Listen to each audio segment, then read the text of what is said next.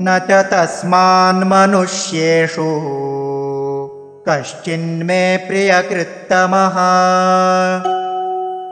भविता न च मे तस्मात् अन्यः प्रियतरो भुवि।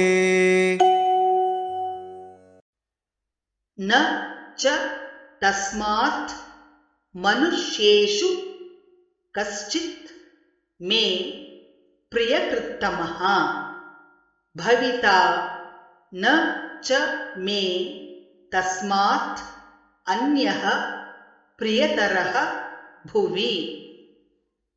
न च तस्मान्मनुष्येषु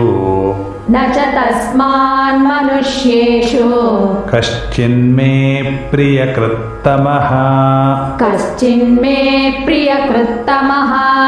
भविता न च मे तस्मात्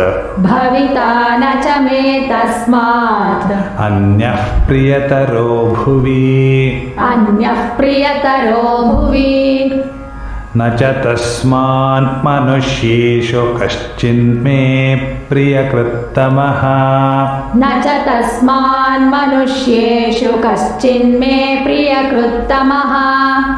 भविता न च मे तस्मादन्यः प्रियतरो भुवि।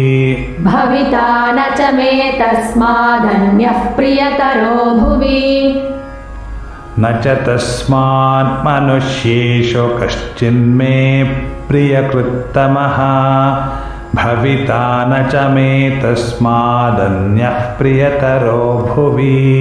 न च तस्मान्मनुष्येषु कश्चिन्मे प्रियकृत्तमः भविता न च मे तस्मादन्यः प्रियतरो भुवि।